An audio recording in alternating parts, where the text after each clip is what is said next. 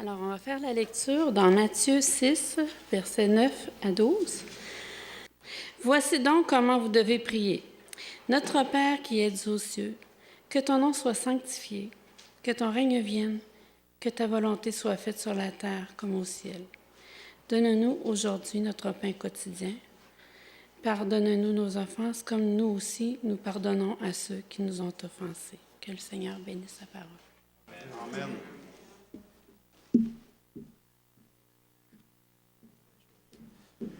On vous demanderait de vous asseoir pour le dernier chant.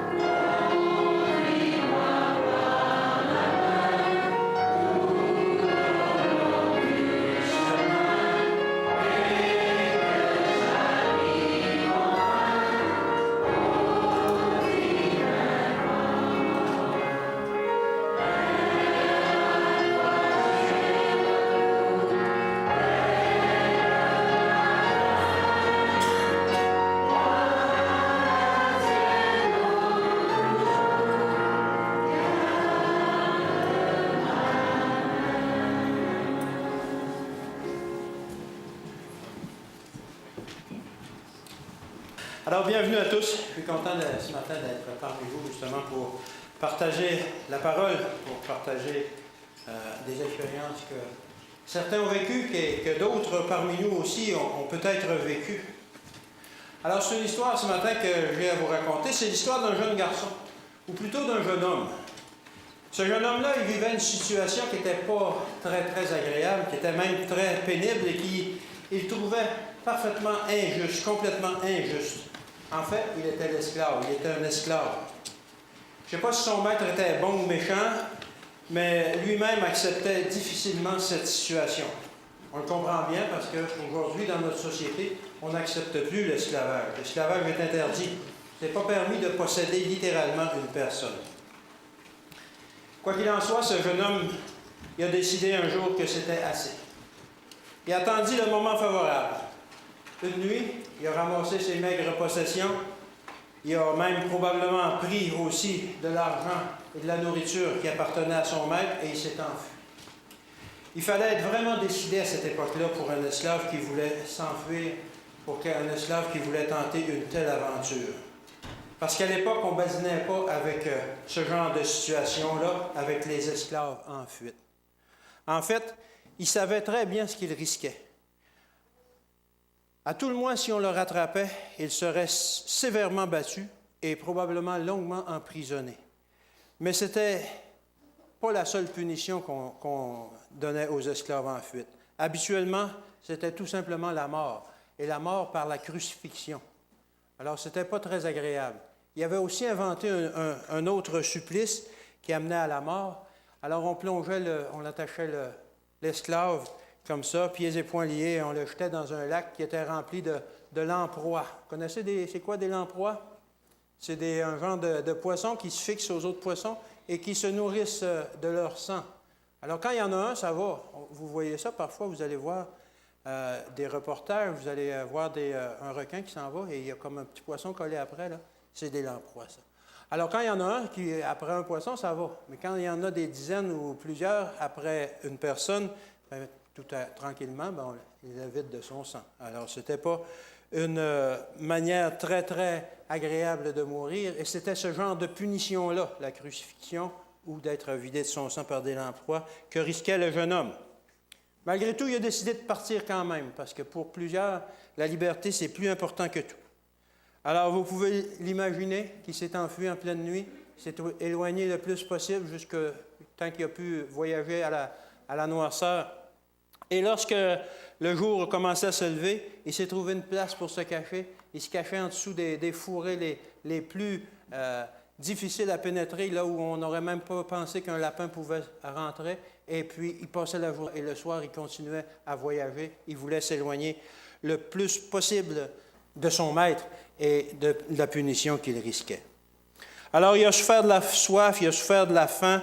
Il mangeait ce qu'il trouvait ça et là ou ce qu'il pouvait dérober.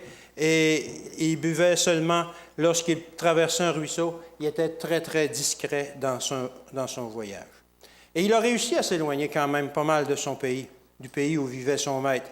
Et il a pu, à un moment donné, pouvoir commencer à voyager plus librement. Là, c'était moins dangereux de se faire attraper. Et il a commencé à ressentir un peu de sécurité. Alors là, il dit, qu'est-ce que je vais faire du restant de ma vie? Où est-ce que je vais me cacher pour pas qu'on me retrouve finalement? Alors, il a pensé que le meilleur endroit pour se cacher, ça ne devait pas être n'importe où. Parfois, on pense que se cacher dans des endroits déserts, c'est très sécuritaire, mais ce n'est pas nécessairement le cas. Parce que quand on est dans un endroit désert et que quelqu'un nous rencontre par hasard et nous demande « Qui es-tu? Qu'est-ce que tu fais là? » et on doit rendre des comptes. Alors lui, il a dit « Je vais plutôt me cacher dans la foule. Je vais me cacher en ville. » On dit souvent que la foule, c'est anonyme. Et à cette époque-là, c'était même déjà le cas. Souvent, même nous-mêmes, on fait ça. Si on trouve parfois que dans notre Église, on manifeste trop d'intérêt à notre égard, bien, on change d'église. On va se cacher dans une église plus grosse, là où on pense qu'on ne nous reconnaîtra pas, où on va avoir la paix.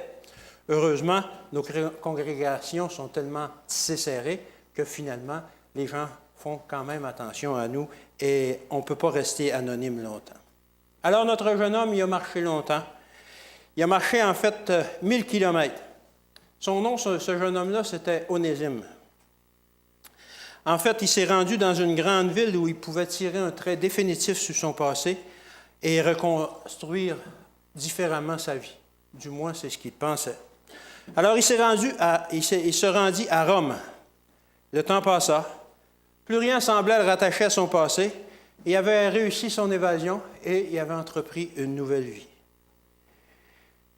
Du moins, c'est ce qu'il pensait. C'était sans compter de sa rencontre avec un personnage que nous connaissons très bien. Onésime, à Rome, a rencontré Paul. Vous connaissez Paul? C'est bien le Paul que vous pensez que je parle. Onésime, auparavant, c'était l'esclave de Philémon.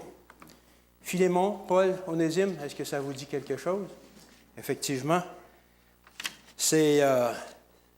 on tire ça de l'histoire de l'épître de Paul à Philémon. Alors, de sa rencontre avec Paul, Onésime est devenu un chrétien. Il accepta allègrement et avec joie le message du salut par Christ, mais de ce fait, son passé maintenant le hantait. Son passé est revenu à sa mémoire. Il s'était enfui de chez son maître, il l'avait donc usurpé, il l'avait donc volé de sa valeur, parce que lui, il avait une certaine valeur, il était la possession de son maître. Il avait aussi pris des choses qui lui appartenaient lorsqu'il était parti. Il avait trompé son maître à qui il appartenait légalement. Il était donc en dette avec son maître. Il avait péché contre Philémon et il devrait marcher encore 1000 kilomètres pour retourner, pour lui demander pardon. C'est du moins ce que le Saint-Esprit lui disait de faire. Le Saint-Esprit travaillait en lui justement pour qu'il fasse cette démarche. Oui, il avait accepté le pardon de Jésus et de ses péchés, mais sa conscience continuait continuellement d'intervenir auprès de Philémon afin qu'il se rende auprès de Onésime, afin qu'il se rende auprès de Philémon pour lui demander pardon. Alors de là nous vient l'épître de Paul à Philémon. Cette épître, c'est le plaidoyer de Paul, que Paul fit auprès de Philémon afin que Philémon pardonne à Onésime. On retrouve ça dans Philémon 1, versets 1 à 3. En fait, toute l'épître de Paul à Philémon, c'est juste un chapitre et c'est une lettre que Paul a envoyée justement à Philémon pour intercéder pour Onésime. Alors il se présente. Philémon 1 au verset 1 à 3. Paul, prisonnier de Jésus-Christ, et le frère Timothée à Philémon. Notre bien-aimé et notre compagnon d'œuvre, à la sœur Aphia, à Achip, notre compagnon de combat, et à l'Église qui est dans ta maison. Que la grâce et la paix vous soient données de la part de Dieu notre Père et du Seigneur Jésus-Christ. Dans ces versets, Paul s'introduit auprès de Philémon. Il semble que Paul connaissait déjà très bien Philémon et qu'on pouvait constater aussi que Philémon était probablement quelqu'un de très riche parce que, en tout cas, il possédait des esclaves, mais aussi, c'était quelqu'un aussi de très consacré parce qu'il y avait une église dans sa maison. Alors, il fournit sa maison, il fournissait ses locaux pour justement que l'Église se réunisse chez eux pour adorer, pour rendre gloire. Mais Philémon avait quand même été trompé par Onésime. Son esclave avait abusé de sa confiance. Est-ce qu'il allait pardonner ou il allait lui faire subir les châtiments qui étaient prévus à cette époque-là? À mesure qu'on progresse dans cette histoire-là, il serait intéressant de nous mettre dans la peau d'un de ces personnages. Heureusement pour nous, Dieu est prompt à nous pardonner lorsque nous lui demandons. Mais nous, comment est-ce qu'on réagit lorsque quelqu'un nous demande de lui pardonner de la tromperie qu'il nous a faite? Alors on peut se mettre à la place de Onésime. Comment est-ce qu'on aurait réagi, pas Onésime, de Philémon. Comment est-ce qu'on aurait réagi si quelqu'un qui nous a fait un très grand mal vient pour nous demander pardon? Ou bien, on peut se mettre à la place de Onésime et qu'on a offensé quelqu'un énormément et que maintenant, c'est le temps d'aller lui demander pardon. Comment est-ce qu'on se sentirait? Comment est-ce qu'on réagirait lorsque cela nous arrive? Est-ce qu'on serait prompt à aller lui demander pardon ou non? Ou bien on peut se mettre à la place de Paul qui doit intercéder entre deux personnes dont la relation a été rompue et qui a été très, très endommagée. Et généralement, justement, on essaie d'intercéder pour réparer les pots cassés, comme on dit, dans une relation comme telle. Alors, on peut se mettre dans la peau d'un des trois personnages. On peut même évaluer les trois personnages, comment on réagirait nous-mêmes. Alors, l'amour inconditionnel nous commande de nous aimer les uns les autres. Aimer implique aussi que l'on se pardonne les uns les autres. Il ne peut pas y avoir d'amour s'il n'y a pas de pardon. Le ressentiment suscite la haine. Le pardon suscite l'amour. Ou plutôt, l'amour suscite le pardon. Lorsque l'on aime, on est porté à pardonner envers ceux qui nous ont offensés. L'amour inconditionnel implique que peu importe la gravité de l'offense qui a été faite contre moi, je vais continuer d'aimer la personne et je vais lui offrir mon pardon. C'est l'exemple qu'est venu nous offrir Jésus. C'est aussi ce que nous devons faire nous-mêmes. Ça ne veut pas dire que nous devons balayer sous le tapis l'offense qui a été faite contre nous, mais dorénavant, On doit pardonner afin que la personne qui nous a offensés, justement, ces gestes qu'elle a commis contre nous ne susciteront plus en nous du ressentiment et de la colère. Le pardon, c'est un acte libérateur pour celui qui a été offensé, aussi bien que pour l'offenseur. De plus, le pardon, s'il est bien vécu des deux parties, a pour but de restaurer la relation entre les deux parties, justement. Rebâtir une relation sur de nouvelles bases, restaurer la relation brisée. Onésime aspirait à cela. Il voulait remettre les choses en bon ordre envers celui qui l'avait offensé. En tant que chrétien, il savait qu'il devait travailler à restaurer sa relation brisée avec Philémon. Rebâtir, restaurer une relation, c'est un peu comme restaurer une vieille maison. Ça prend du temps, ça prend beaucoup d'efforts, puis parfois, malheureusement, on n'arrive pas au résultat tel qu'on l'on voudrait. Il reste des petites choses qui accrochent malgré tout. Parfois, quand on rénove une vieille maison ou un vieux meuble, après un certain temps, on a le goût de jeter ça puis d'acheter un neuf, mais on ne peut pas faire ça avec les gens. Les gens, on ne peut pas jeter les gens. Les gens, ils sont des personnes et c'est comme ça que c'est la vie. On ne peut pas faire autrement, justement, que se réconcilier avec les gens. Dans notre quotidien, on peut se poser la question, est-ce que nous pardonnons à nos ennemis comme nous le demande Jésus, ou bien est-ce qu'on profite de l'occasion qu'ils nous ont demandé pardon pour tous les tuer, que ce soit en acte ou en parole? J'ai connu, moi, une personne, à un moment donné, c'était un couple, et le mari avait trompé sa femme, et ça durant plusieurs années. Finalement, il a été découvert, et puis il n'a pas voulu divorcer, il a voulu rebâtir sa relation, restaurer tout. Il s'est repenti et il a demandé pardon à son épouse et il a voulu continuer à demeurer avec et continuer à travailler. Ça n'a pas été facile. Elle lui a fait payer très, très, très, très cher, malgré qu'il avait demandé pardon. Durant des années, à chaque fois qu'elle avait l'occasion, elle le pointait, elle lui traitait de tous les noms, etc., etc., etc. Alors, lui a demandé pardon, mais le pardon de sa femme n'a pas été très, très, très facile. Ça a duré des années.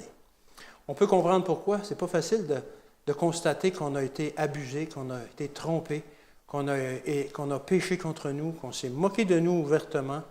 Et on peut, humainement, c'est facile de se rendre compte que c'est trop pour nous de pardonner. Heureusement, on a Dieu qui peut nous aider justement lorsque c'est trop difficile. Il faut pardonner comme Jésus nous a pardonné. L'épître de Paul à Philémon, c'est une exhortation justement auprès de Philémon afin qu'il pardonne à Onésime. Donc, on va continuer notre lecture. Philémon 1, 4 à 7. « Je rends continuellement grâce à mon Dieu, faisant mention de toi dans mes prières, parce que je suis informé de la foi que tu as au Seigneur Jésus et de la charité pour tous les saints. Je lui demande que la participation à la foi soit efficace pour la cause de Christ, en faisant reconnaître en nous tous toute espèce de bien. J'ai en effet éprouvé beaucoup de joie et de consolation au sujet de ta charité, car par toi, frère, le cœur des saints a été tranquillisé. » Alors on voit que Paul connaissait bien Philémon. Il savait que dans le cœur de Philémon, il y avait beaucoup d'amour et qu'il y avait possibilité justement qu'il pardonne à Onésime sans lui en remettre tout ça sur le nez et continuellement. Paul savait très bien que Philémon était un chrétien sincère et qu'il avait très bien compris ce qu'impliquait de devenir chrétien, qu'il devait pardonner lui aussi. Continuons au versets 8 et 9. « C'est pourquoi, bien que j'aie en Christ toute liberté de te prescrire ce qui est convenable, c'est de préférence au nom de la charité que je t'adresse une prière, étant ce que je suis, Paul, vieillard, et de plus maintenant prisonnier de Jésus-Christ. » Paul, il dit donc dans ces versets à Philémon, « Tu sais, Philémon, je pourrais t'ordonner, je pourrais te prescrire de pardonner à Onésime, mais ce n'est pas là-dessus que je veux baser ma demande, c'est au nom de l'amour qui est en toi que je veux que tu pardonnes à Onésime. Ce n'est pas une prescription que je te fais, mais c'est une exhortation de pardonner. » Philémon 1, maintenant, versets 10 à 17. « Je te prie pour mon enfant que j'ai engendré, étant dans les chaînes, Onésime. Alors, autrement dit, qu'il a converti au christianisme alors qu'il était là. Qui autrefois t'a été inutile, mais qui maintenant est utile, et à toi et à moi. Je te le renvoie, lui, mes propres entrailles. J'aurais désiré le retenir auprès de moi pour qu'il me servît à ta place pendant que je suis dans les chaînes pour l'Évangile. Toutefois, je n'ai rien voulu faire sans ton avis, afin que ton bienfait ne soit pas comme forcé, mais qu'il soit volontaire.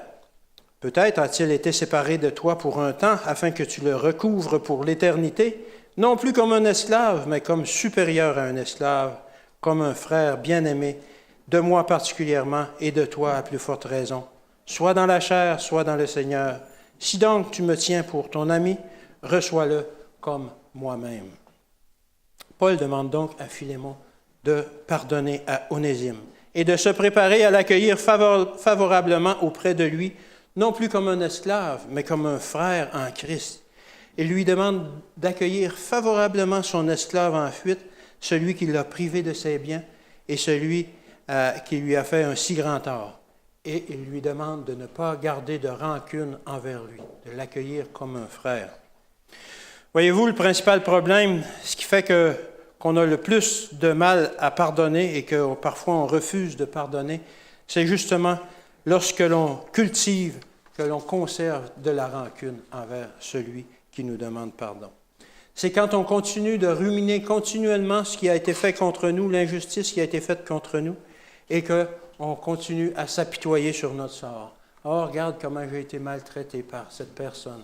Oh, regarde tout le mal qu'ils m'ont fait. » Et on continue à se dire que les gens sont tellement cruels envers nous, qu'on a subi toutes sortes de malheurs et qu'on doit maintenant vivre avec ça. On continue à cultiver du ressentiment et à s'apitoyer sur notre sort. Dans ce cas-là, l'offenseur et l'offensé souffrent tous les deux.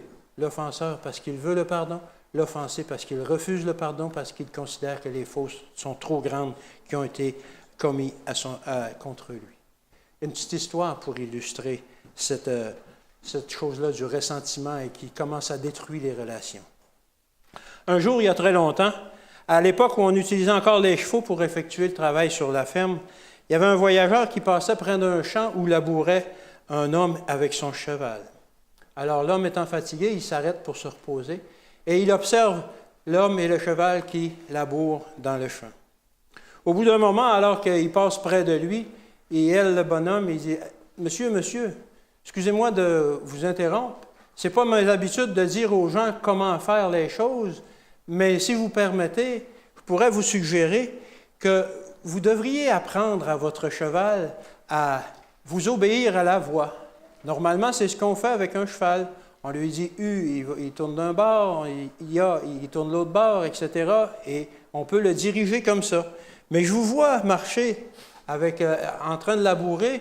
Vous tenez les manchons de votre charrue de deux mains, vous essayez de le guider avec de temps en temps votre main. Alors, lorsque vous lâchez les manchons pour le diriger, ça s'en va d'un bord, puis lorsque vous tirez sur un renne, ça s'en va de l'autre bord, et vous faites votre sillon tout croche. Le fermier lui répond, « Ben, mon cheval, il sait très bien obéir à la voix.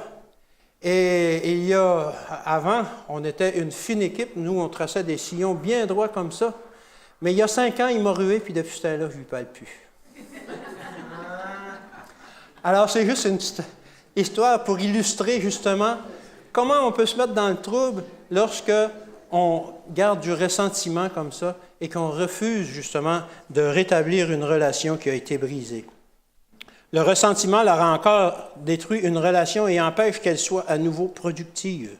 Pire encore, la rancœur, le ressentiment, c'est encore pire pour celui qui la cultive dans son cœur que celui qui la subit, la rancœur, vers qui elle est dirigée. La rancœur empoisonne le cœur. Débarrassez-vous de toute rancœur, de tout ressentiment. Paul demandait à Philémon de pardonner à Onésime et de ne pas garder de rancœur contre lui. Colossiens 3, verset 13. Colossiens 3, au verset 13. Supportez-vous les uns les autres, et si l'un a sujet de se plaindre de l'autre, pardonnez-vous réciproquement. De même que Christ vous a pardonné, pardonnez-vous aussi. C'est ce que nous devons faire en tant que chrétiens.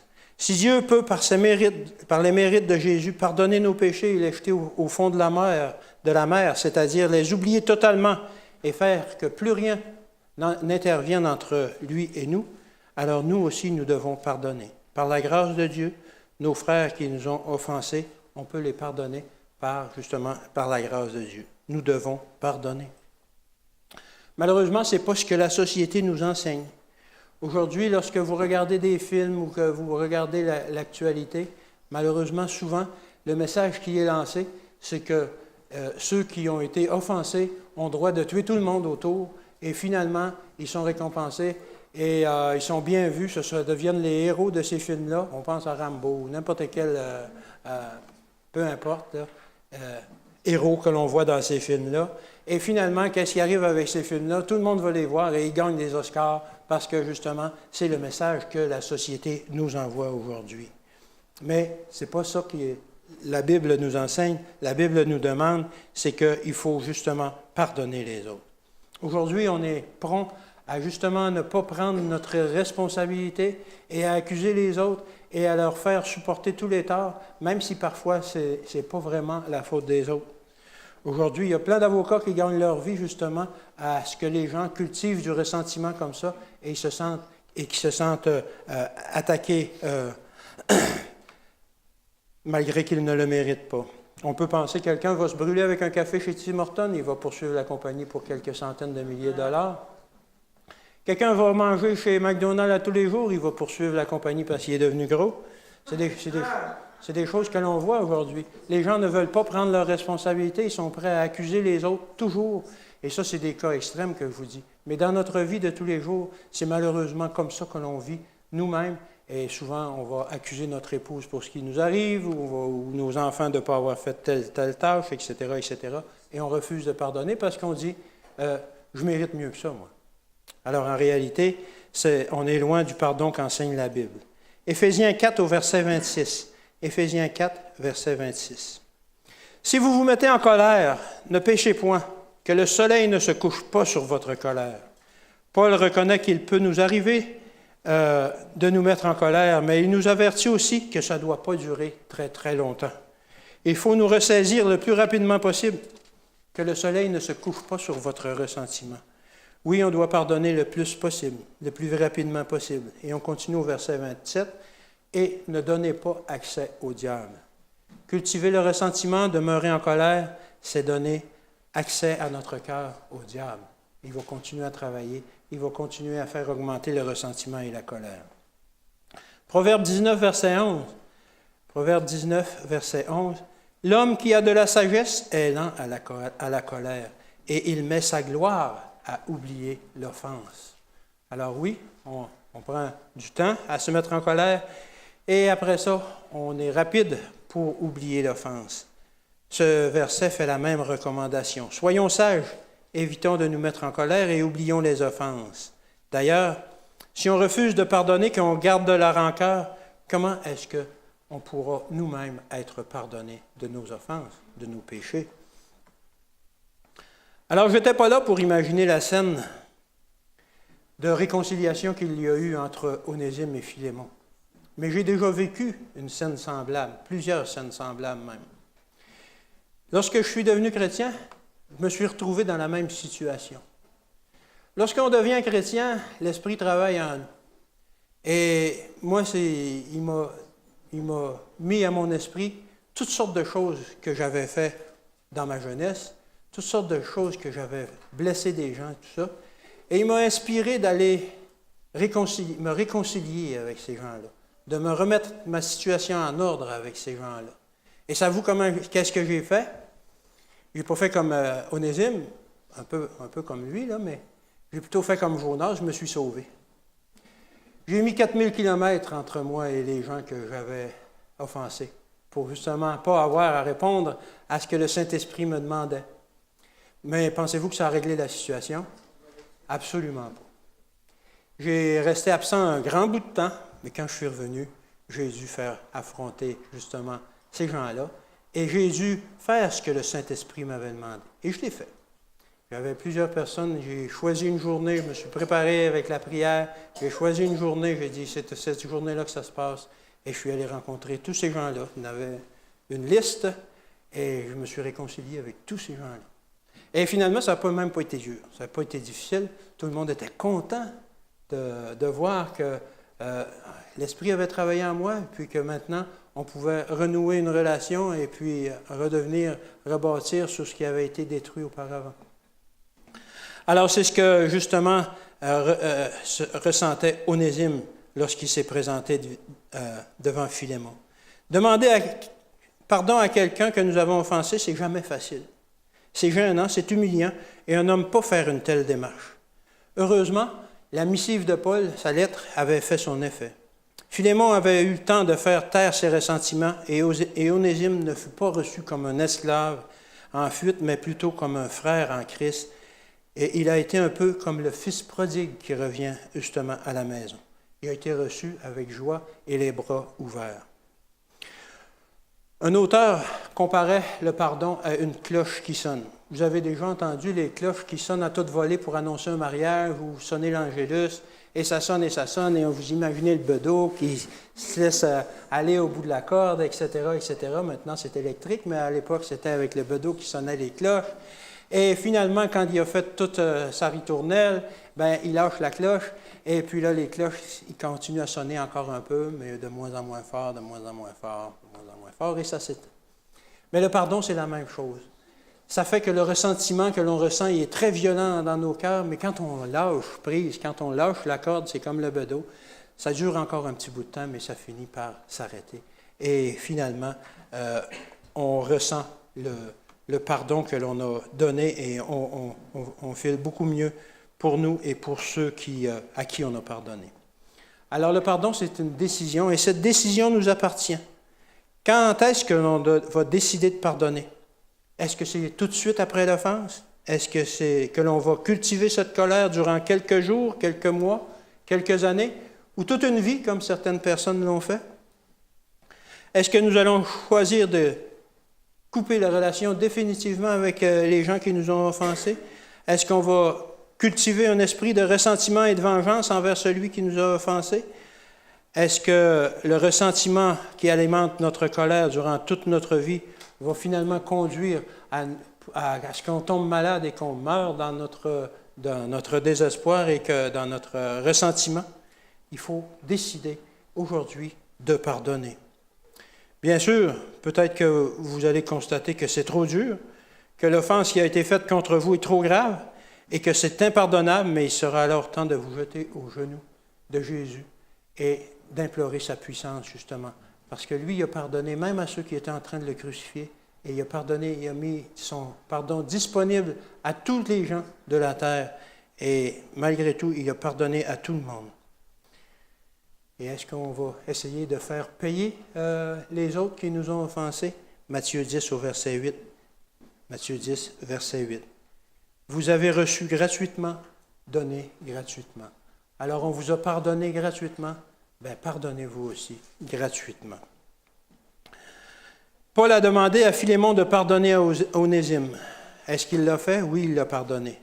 Onésime ne fut plus jamais un esclave. Philémon l'a libéré, il est devenu un des piliers de l'Église montante. Il semble qu'après avoir été libéré et lui avoir pardonné, Onésime est retourné auprès de Paul pour l'assister. On retrouve ça dans Colossiens 4 au verset 9. Colossiens 4, verset 9. « Je te l'envoie avec Onésime, le fidèle et bien-aimé frère qui est des vôtres. Ils vous informeront de tout ce qui se passe ici. » Alors, Onésime est retourné travailler auprès de Paul. Il est allé soutenir Paul dans ses derniers moments. La tradition nous dit que c'est Onésime, justement, qui a fait la collecte de toutes les lettres de Paul, toutes les épîtres de Paul, telles qu'on les lit aujourd'hui, l'épître aux Colossiens, etc., etc. Tout ce que Paul a écrit, c'est apparemment que c'est Onésime qui a fait la collecte de tout ça, tous ces écrits-là. Onésime, il a même inclus la lettre que Paul avait écrite à Philémon. Même si ça disait que lui était un esclave en fuite, etc., etc., il a quand même inclus cette lettre-là. Le pardon a été libérateur pour Philémon et pour Onésime, justement, et ça a permis justement à l'Église de trouver un nouvel ouvrier, Onésime, qui a travaillé activement pour le développement de l'Église.